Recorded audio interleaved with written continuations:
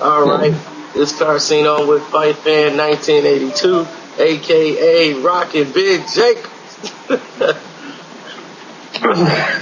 Check that hand speed. That's right. And we all on Boxing Socialist. We all on every boxing website you can find. Everything, man. Every fucking site out there. That's right. I love it.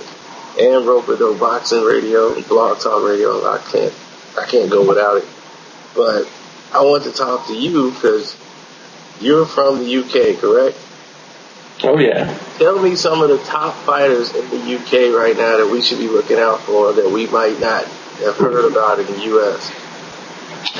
Well, we got James Degale, Olympic gold medalist. He's 9-0, 7 knockouts, already British super middleweight champion, very talented. His hero is Floyd Mayweather. I think he's been to the Mayweather gym. You guys have sent me things about him already.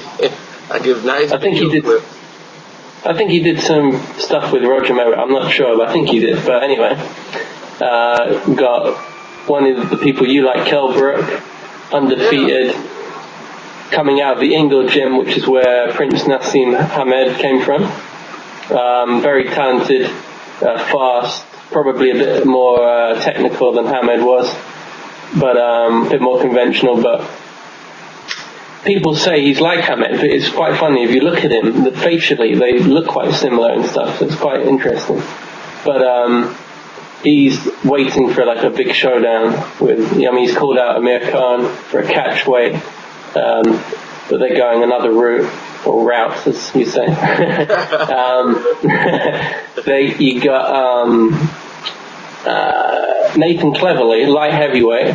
He looked like complete shite in his last fight, but he's quite talented. He's got the European belt. I believe he's got the European belt, and no, he hasn't. He hasn't got the European belt. What the fuck am I on about? That was won the other day by a Scotsman in France. But anyway, he's got a belt, and he's undefeated. He's won the last 10 bouts. He's won 9 by knockout, and he's out of the Joe Calzaghe gym, although he doesn't train with Calzaghe's dad anymore. But he did early on in his career. And we've got Mr. Del Boy, Derek Chisora, who's going to fight Vladimir Klitschko. Undefeated as well. Unknown quantity, but he's got a bit of power. So we'll see. All right. Now that's what I'm looking forward to seeing. Because a lot of it, we don't really get to see it unless it comes on like the internet or like it streams down from cable. We get to see it at different times because it comes on in like the afternoon here where people are at work or they're doing something else. And we're used to watching boxing fights later on in the night, so we already know the results on the internet. But now with streams, now we know the names and some backstory on them, so we can go back and check them out and follow their careers. And then somebody else will be like, I already knew him when he becomes famous. After timers, yeah. But love to be right. Frank Warren, he's got a good stable of fighters there, good young fighters. He always does. And then someone will come and he'll build them. Then he loses them. And then they go to court. Money, and then he's gone.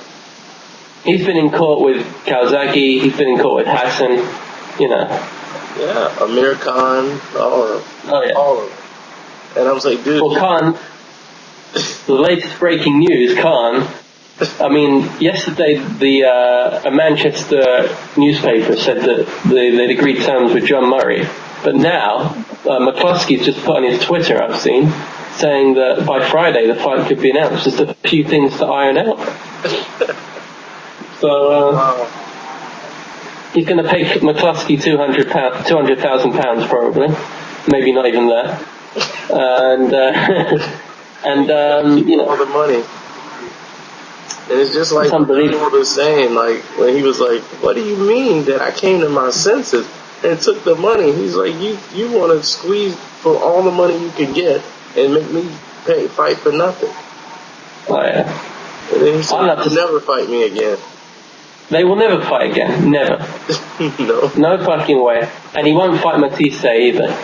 No, he won't. They know Freddie Roach is smart enough to know that he's got to be kept away from punches, because although, we've got to give him credit because he did survive that, and he fought well and he showed a lot of heart, but they know full well that he's in deep waters if he goes in with Maidana again or Matisse. That's right. You know what I mean? Yeah. Because and he's going to target the Bradley or Alexander winner, and as good as those two are, they're not big punches. I wouldn't say they're big punches. No, and that's why they like their chances. They're not thinking about it. If Alexander wins, they're not thinking about fighting Alexander. They've already put that out there today. Like, if Alexander wins, they don't want Alexander. Yeah, we're not going in that direction. But they like the matchup with Bradley. So if Bradley wins, then they definitely want to go in the direction of Bradley, because they see something they can exploit with Bradley. They think he's the much bigger man and all that. Yeah. But I love to see that fight, man. But I don't want to make this video too long. It's 6 minutes. So we'll hit them with this, and then we'll come back later, and we're going to keep hitting y'all with these videos. You're going to see Fight Fan 1982 with the hand speed back in business. Amazing.